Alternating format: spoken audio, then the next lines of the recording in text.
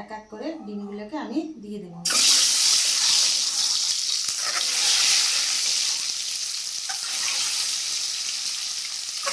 আলু উঠে গেছে, আমি এখন ডিম কটা যে ভেজে রেখেছি ওই ডিম 4টে আমি দিয়ে দেব।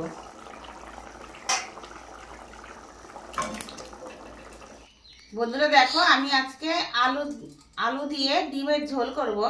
তো দেখো সেদ্ধটা করে দিয়েছি, তোমাদের দেখাতে পারিনি। তো আমি এখন প্রথমে ডিমগুলাকে এক এক করে ছিলে নেব। এই দেখো একটা প্লেট, এটার পরে আমি এক এক করে সব ডিম ছিলে দেব। তারপর আলু দিয়ে ঝোল করব কিন্তু আজকে।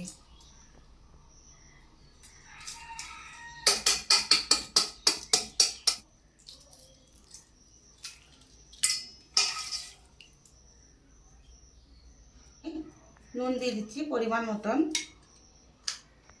হলুদের গুঁড়ো দিয়ে দিলাম। এখন আমি ডিমটাকে ভালো করে মাখিয়ে নেব। এবারে কিন্তু তেল দিয়ে দেব।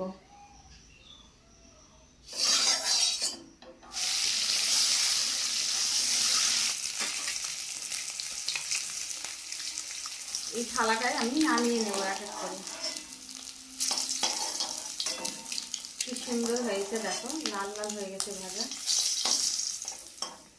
পাতা দিয়ে দিলাম দুটো করে, কয়েকটা গোটা জিরে দিয়ে দিলাম। এখন আমি দেখো সেদ্ধ করে আলু রেখেছিলাম ওটাও দিয়ে দিলাম।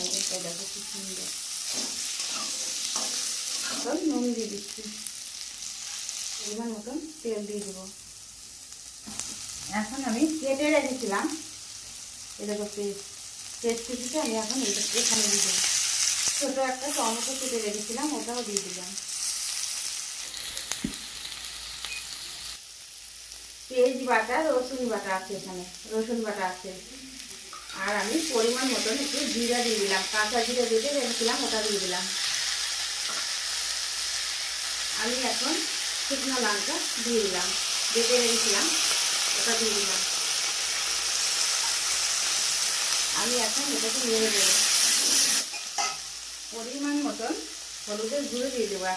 এখন দিচ্ছি দেখো, কেননা আগে দিলে ভাজার সঙ্গে হলুদটাও ভাজা হয়ে যায় আর তরকারিটা কিন্তু চিটা টাইপের লাগে, ওই জন্য আমি এখন দিলাম। তো আমি জল দিয়ে দিচ্ছি,